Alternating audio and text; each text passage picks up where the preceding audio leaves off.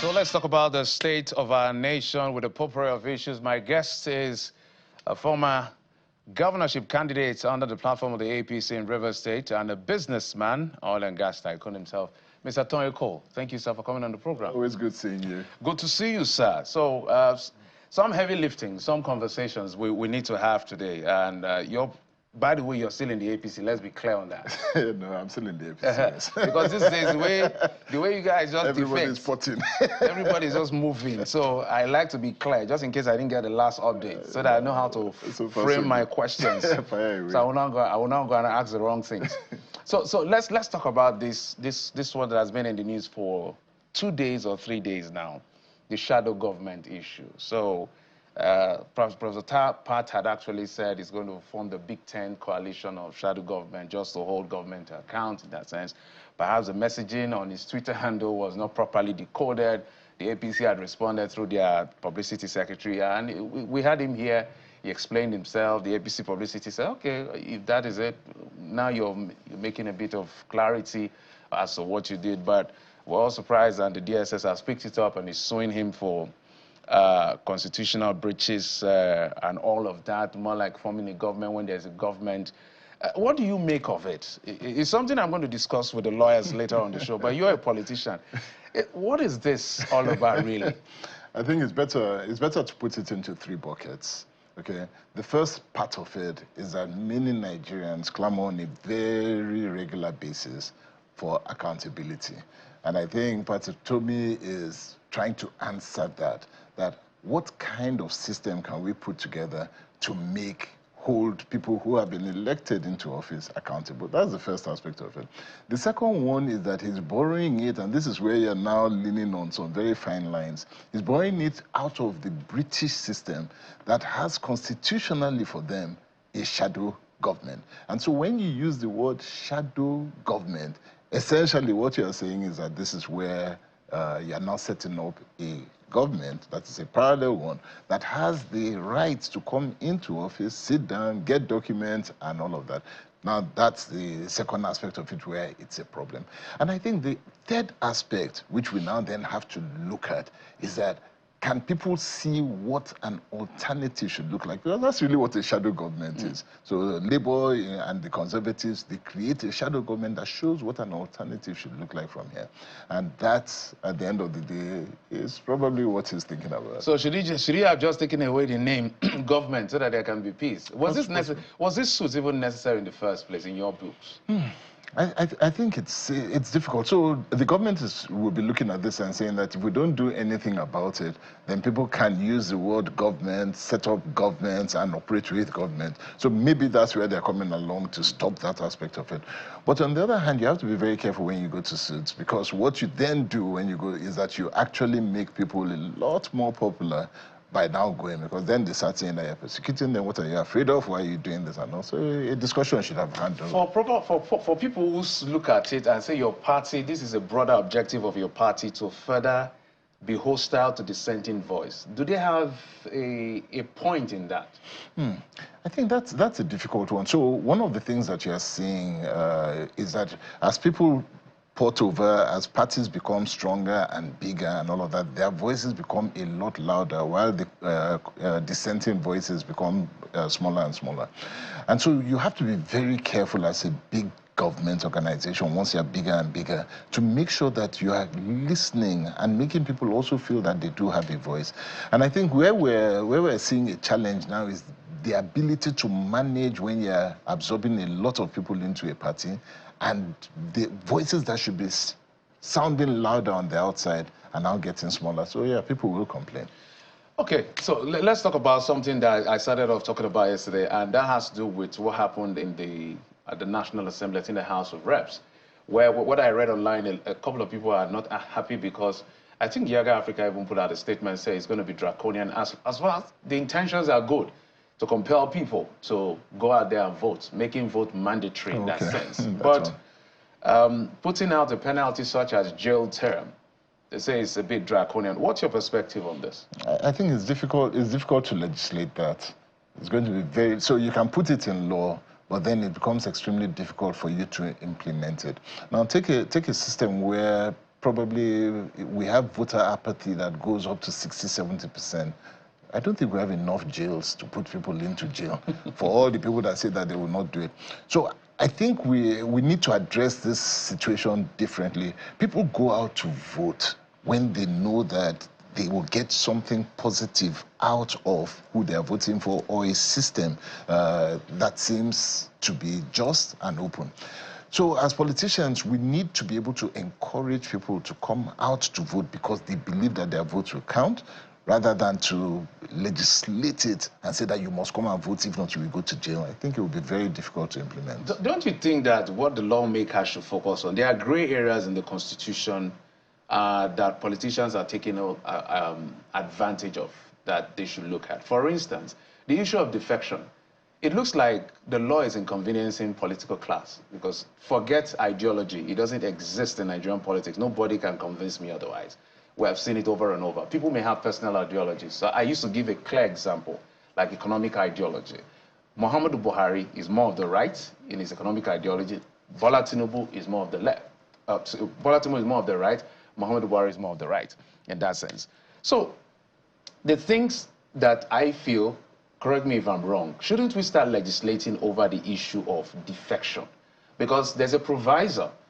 One, the Constitution talks about freedom of association. That's one element of, you can associate as you like. Then the 109, section 109, 1G, that gives a proviso of division in a party as a premise for defection. So that has now been exploited.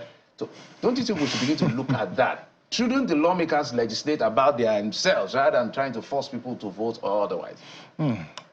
I think it even goes deeper than that, if you ask me. Yes, there are many things that we should look at, but I personally feel that the very foundation upon which we have built our entire political story, history, and all of that is fundamentally wrong in the first instance. And that's because we have gone and we have imported a system of politics that is based on ideology, is based on understanding freedom, is based on being able to move anywhere in your natural borders and become from that location. So we have taken an American policy, for example, and that's what we have adopted. I can move to America today, have children there, live in Milwaukee, spend time, and in a few years I can run for office in Milwaukee. I cannot move to next door Yenegua and say that I want to go and run in Yenegua from River State. So we have already misaligned our political values in the first instance, and that's why ideology is difficult. We need to go back to the very foundation of our culture and begin to build a political system from there.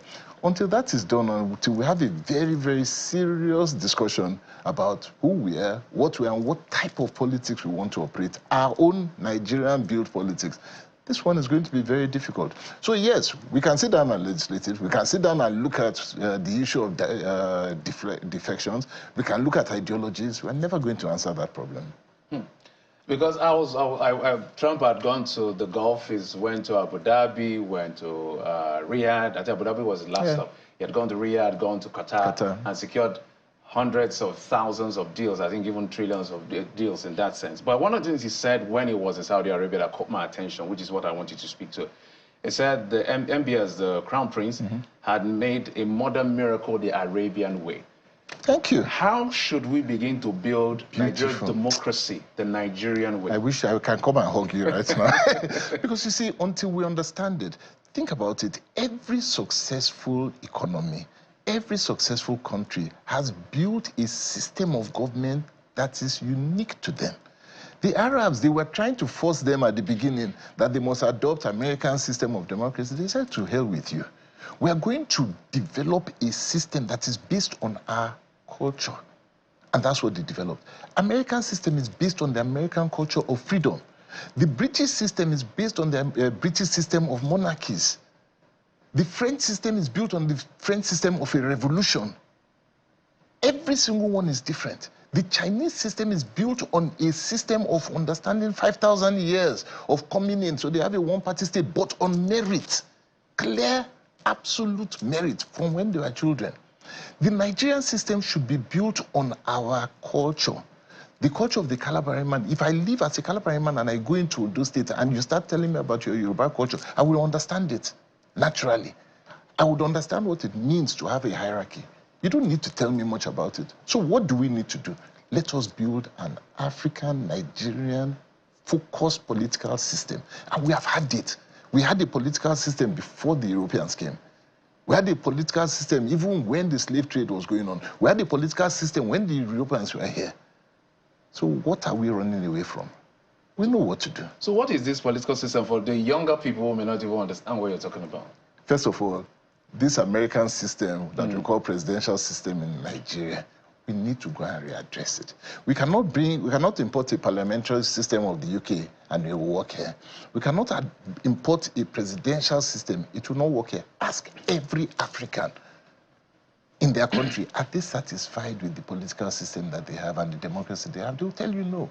Why? Because it is contrary to who we are.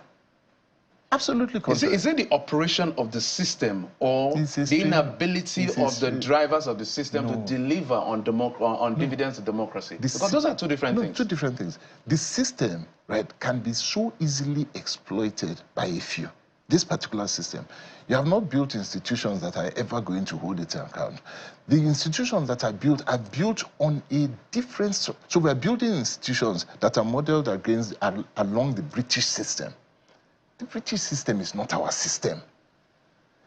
When they want to get an elder, somebody to lead in your village, there's a way you sit down and you bring that person to go and represent. And everybody knows who that person is. They know from their father to their mother who they are. And they know if you are the eldest and you are a vagabond, the same system will say, no, you cannot go in.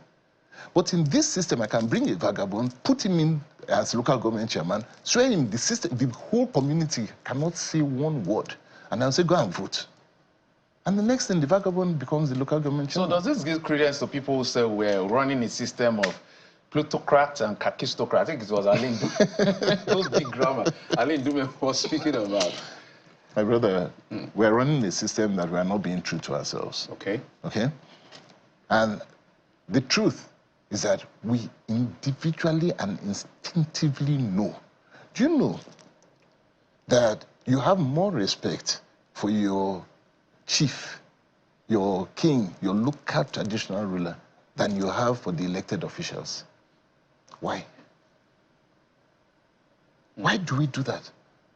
Because we know that when the system works locally and you bring out the proper leader in that system, voted, the council of chiefs or whoever sit down, the community agree that this one, from the line that is coming through, this is the family that must bring it in, and all of that, they respect it. When that system, somebody goes and plays wayo within that system, they don't respect it. Everybody knows.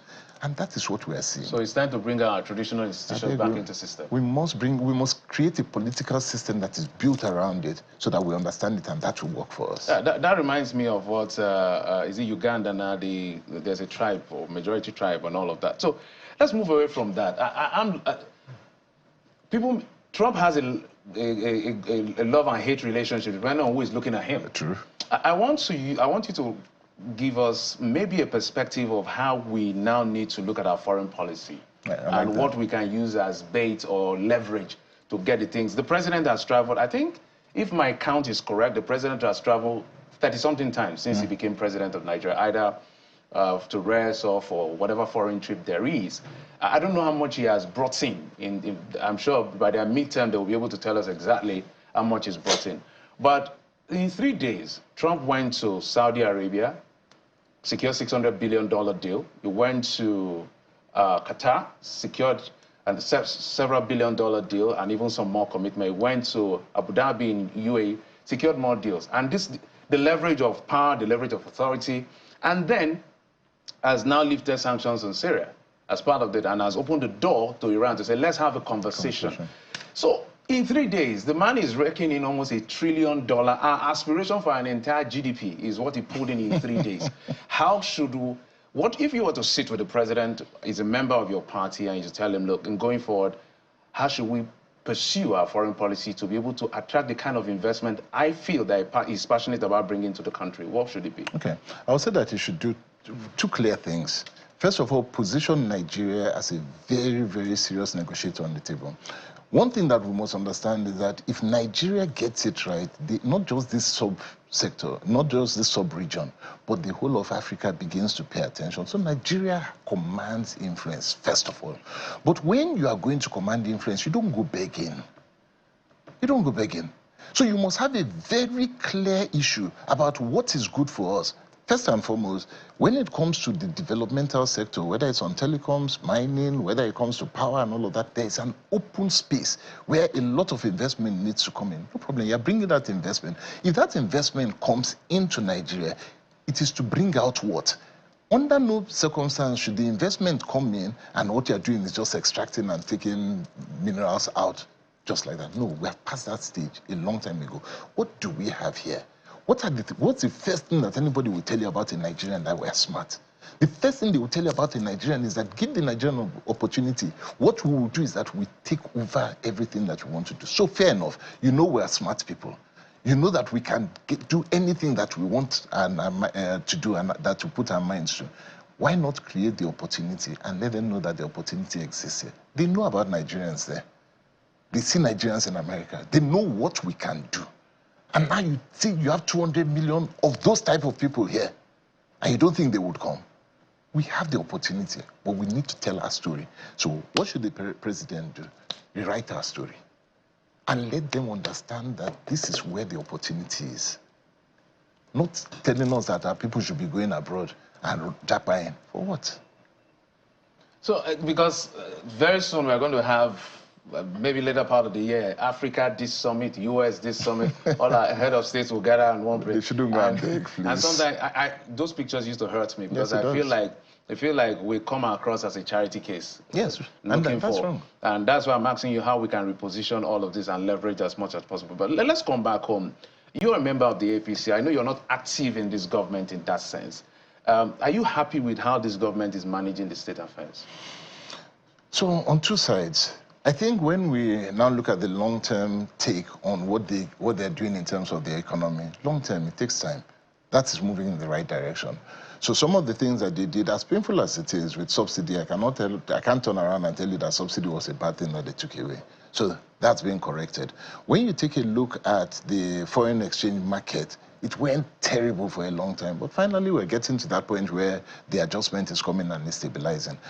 When you look at some of the laws that have come in, whether from the CBN, the PIA that was signed and all, so you are now seeing that there is some stability, and I cannot take that away from them. That is moving on. On the other hand, some of the publicity, the way that the information is passed, is still not getting it right. The optics. How do you mean? When you need people to tighten their belts, and you're putting things that are long-term, then you also have to show that you are willing to cut back on some of your own expenses. And sometimes when we see what happens, for example, we read the other day that there was going to be some solar installation. Now, the way it was portrayed came out wrong. Because it seems as if you are saying that, you know what, everybody else is suffering in darkness, let them go and continue suffering, but we are now going to come in and make ourselves good. And I think some of those optics don't work. So you have to be careful how you bring out your information, what you say to people, and people have to know that even as if you are taking care of yourself, you are taking care of them, but you are putting them first. And I think that's where we need to change the story. People have to know that you really care about their struggle, you care about their troubles, you care about their security, even as you care for yours. We're not telling that story right. So you do feel that the government is not showing enough empathy to the people? Is that what you're saying? I don't think the story is being told right. And I think it can be done. So is it the managers, is it the acts of government or the managers of communication of the government? Which is the wrong one here? I think both have a part to play. If you are doing the right thing, but people are not seeing it or they're not getting the immediate effect because it's long term, then it means that your story has to be told well. It's your party, so I'm going to put the question directly to you. The only card left for the presidency and his entire team to play right now, in my books as an onlooker and as a journalist, is the card of you have to believe us. They have nothing else that I've listened, I've interviewed a couple of them. and colleagues of mine have done so, have paid attention to what they are saying. The issue of liberalizing trade to taper inflation that would generate employment, and the short-term, long-term, hold on for now, it's going to be tough, it's going to be better, and all the measures they are putting in place, insufficient intervention in that sense. All of this put together, the common language here is that we're doing something. You may not think we're doing anything, but you need to trust us. Okay. And a society that has a very low quotient for trusting the people in power. So tell me, is it possible for the people to trust Bola Tinubu, the president? Okay. So, and you've just put that absolutely right. On the one hand, you're looking at the long term, and we know that those things are being done. But for people to believe in the long term, they have to see something that is happening today. What happens today are two things. The first aspect of it is that there must be some short-term gains that they must see and they must get. It's those short-term gains that will enable them to trust. Then secondly, it's a visual thing. The people who are in power, do they look as if they are taking a part of the heat as well themselves? And where that is not being done, then we have a problem. And I keep saying this, communication has to be right. People will trust what they see, and they will trust what they feel before they trust what they hear. The optics are not right. And it's the optics that we have to get right. People have to see. Mr. Cole, so when the PDP government was in power, they said PDP corruption, they messed up the system. Muhammadu Buhari is going to come and rescue the system. I don't think in the last 26 years, anybody has enjoyed as much goodwill as Muhammadu Buhari in terms of expectation and hope. Corruption. Perhaps because of his earlier coming into power. Look at how it ended. This government said we were on the verge of going bankrupt. And now, this government has come to say, we are fixing it, believe in it. Another set of belief. How long should Nigeria bear? Because our lived-in reality right now is one of the toughest in our history in recent time. So all of the macroeconomic numbers they are throwing around is not making sense to the average person. Is it possible to even make sense without doing something quickly to reverse the trend of the cost of living? We're still waiting for the survey. We haven't seen it. Cost of living, unfortunately, cost of living is still going to be high. So you need to do two things if you want to deal with cost of living. First of all, who are the people that are suffering the most? And those people who are suffering the most are the masses today. So what are the things that you need to do? The first aspect of it is that you have to make sure that money goes into that economy. You see, if money is not flowing within the economy at the bottom part of it, people will continue to suffer. For money to flow into the economy, you have to be able to put it in things that they do every single day. What are the kind of things that they do? Building, mass housing. How are those things that the people will see and they will benefit from it? So today, one of the places that we need to get into is affordable accommodation. Just create it first. And let people see that I can afford and I can go into a house. Right now, people are sleeping under the bridges, so we need to do that.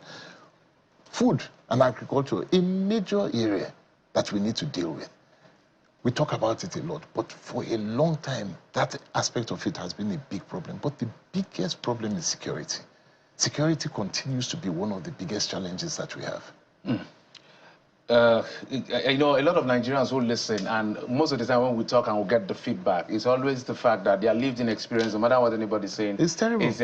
That is their weaknesses of their own experience. Every one of us is feeling the heat at the end of the day. So that is the way the president will be assessed, not what he's planning to do at the end of the day. And I'm happy you're a member of his party. But let's talk about one thing I've noticed. I analyzed the production of Nigeria, 2023, 2024, and now 2025 part. So we went from 1.2, 1.3, 1.4. That's our average. Let's just call it 1.5 in the sense. And all the touting of putting in Tantita and some of these organizations that are doing surveillance, it looks like we're doing more of stability to reduce vandalism than even increasing production. That is your X area. What is wrong with our production? No. We're okay. not... Sorry, go on. Your question. No, I've landed. Okay. So probably three things happened over the time. First, investment stopped.